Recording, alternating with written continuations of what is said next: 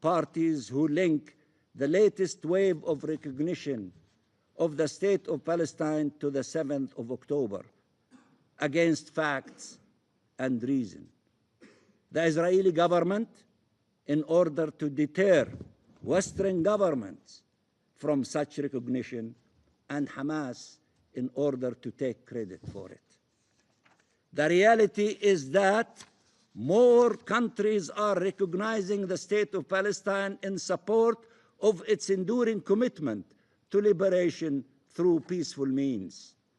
As reaffirmed yet again in President Abbas' letter to President Macron and Crown Prince bin Salman, in support of the inalienable rights of the Palestinian people to self-determination, in support of the two-state solution that requires an independent and sovereign Palestinian state, and yes, also in response to Israel's attempts to destroy that state through the destruction of Gaza and the colonization of the West Bank, through the forced transfer of our people and the annexation of our land. Such recognition is thus in support of our rights and of peace.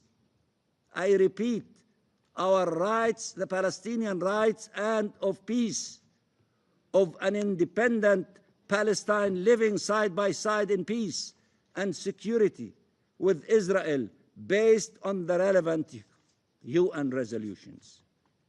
But since this Israeli government does not want peace, opposes a Palestinian state and the two-state solution, its opposition to such recognition is expected, and using argument such that supporting the two-state solution is supporting terror is also expected, regardless how absurd such a claim is.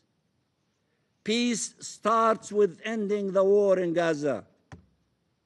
Let me repeat, peace starts with ending the war in Gaza.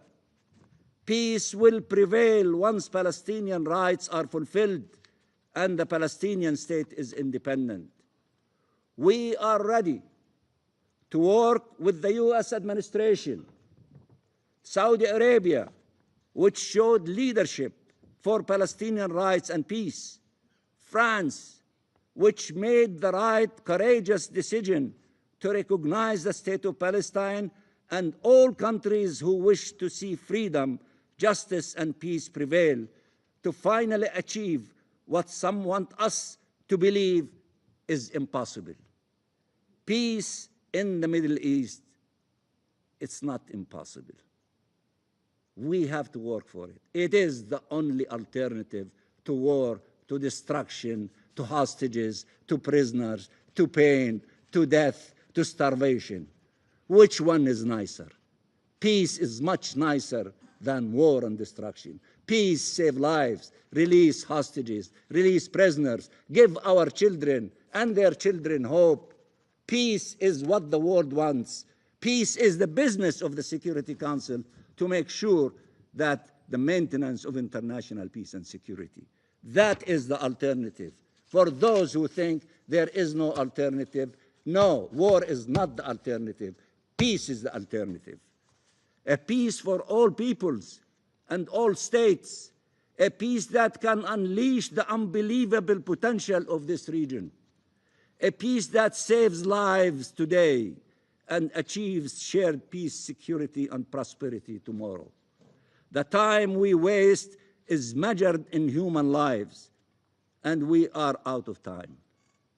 This Council and the international community as a whole have a duty to act, and to act now. Not a single minute more should be wasted. Thank you, Mr. President. Agradezco. I thank the permanent observer of the Observer State of Palestine for the statement.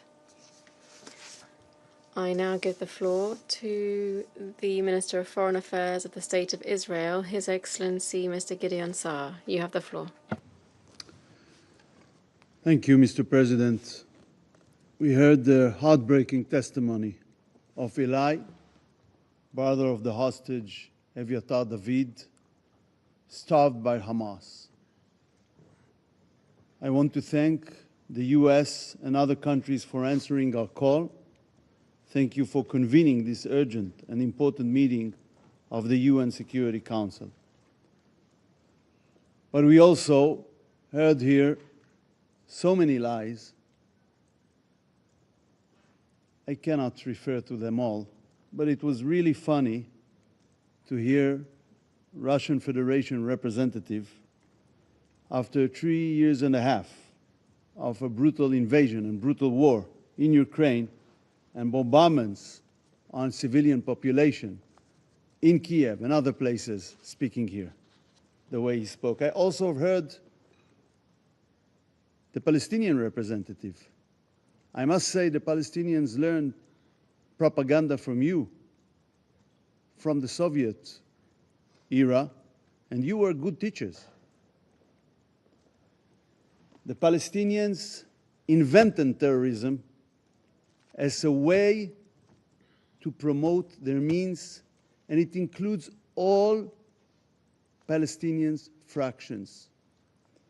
And until this very day, the Palestinian Authority continued to pay salaries to terrorists and terrorist families accordingly to the crime the terrorists committed.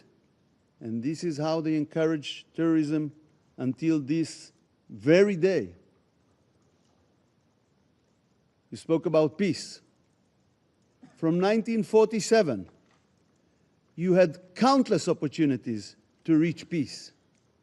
You rejected them all. I come here today as the Foreign Minister of the State of Israel, the sovereign state of the Jewish people, fighting for its existence for almost 2 years on 7 different fronts. I'm here today because our hostages are still there, starved, tortured by Hamas and Islamic Jihad in the dungeons of Gaza.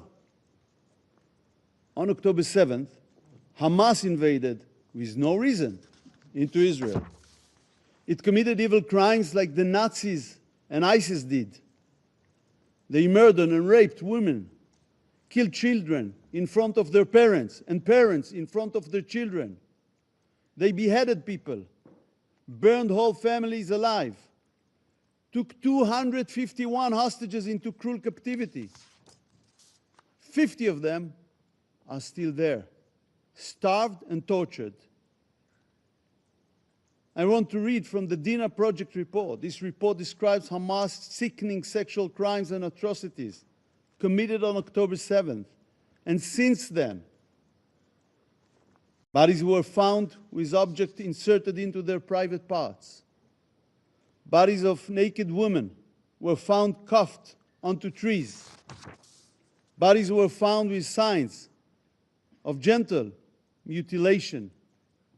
Most of the sexually assaulted women were among the 1,166 murdered of that day. After they were raped, they were murdered. They are forever silenced.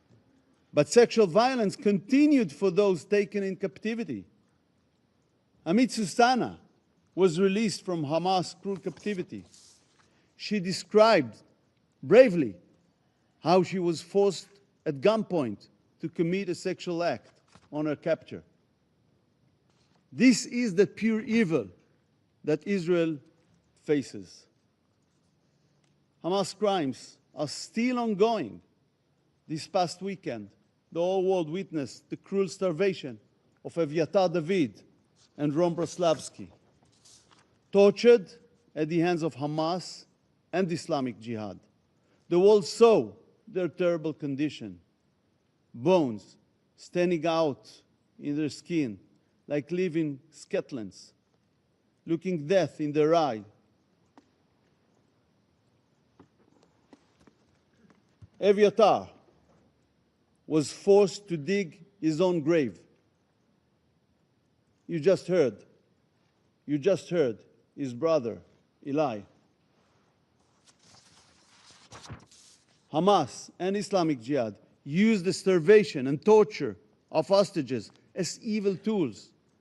It's part of a deliberate and well-planned sadistic propaganda campaign. Its goals: 1, psychological terror. 2nd, an attempt to create a link between our starved hostages and their blood libel against Israel. But it's a campaign of lies. Israel facilitated huge amounts of aid into Gaza since the beginning of the war, in an unprecedented way in the history of wars. And by the way, the quantities are growing every day, if you follow that. Yet it is still accused of starvation. But the truth must be told.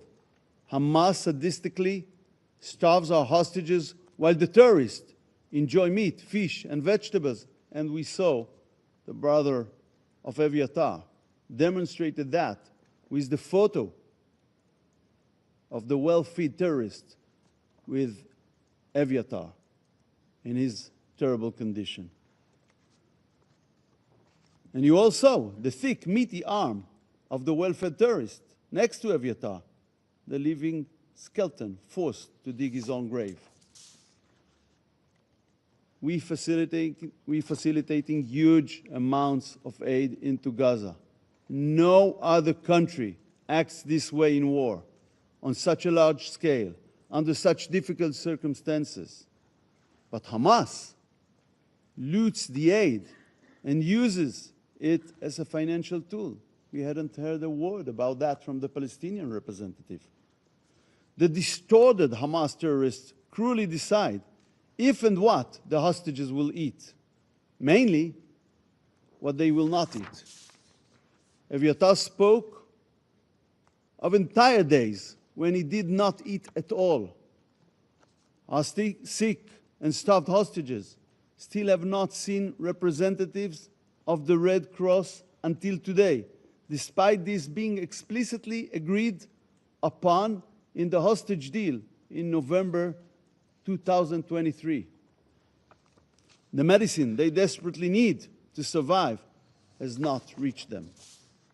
While the terrorists, the murderers being held in Israeli prisons, receive medical care and nutrition, Hamas and Islamic Jihad torture our hostages.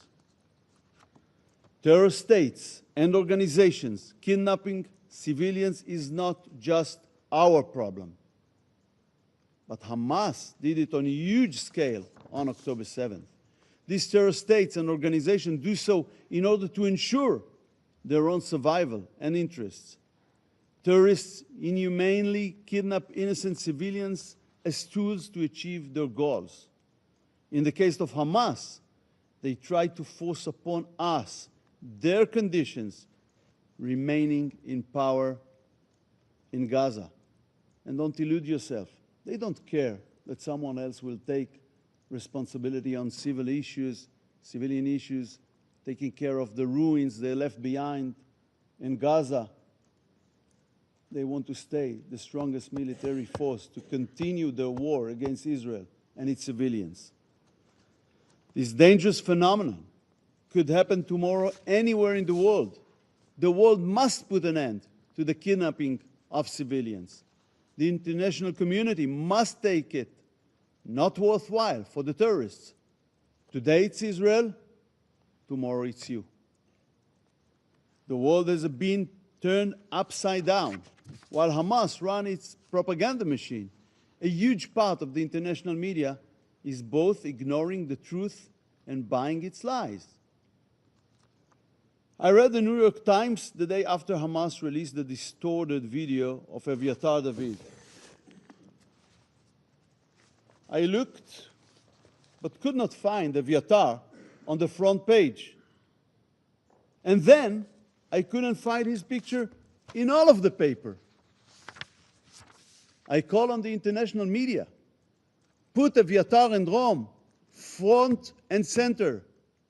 Is this not newsworthy?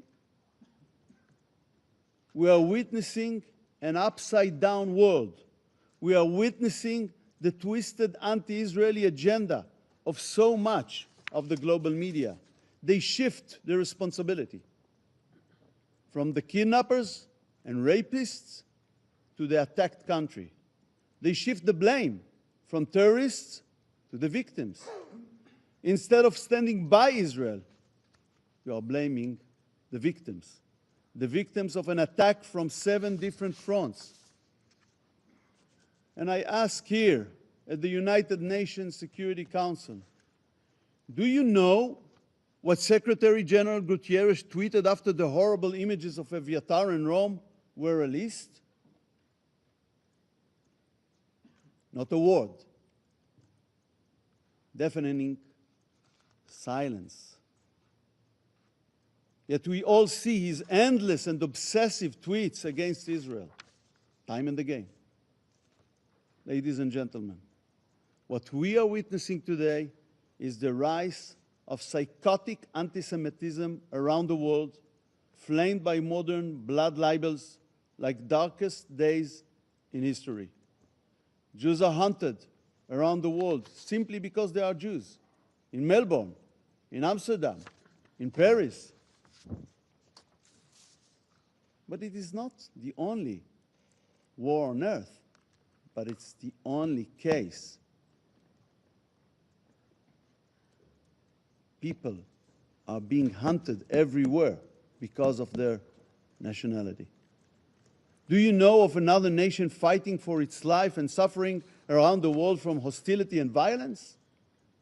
We are living in an upside-down world, a world in which Israel is put on a bench of the accused while it fights for its survival. There is a name for it. It's called anti-Semitism. 80 years after the end of the Holocaust, anti-Semitism is having its golden age once again. There are countries that acted, even in this building, to pressure Israel instead of Hamas during sensitive days in the negotiations. They directly contributed to the assassination of the chances to reach a hostage deal and ceasefire.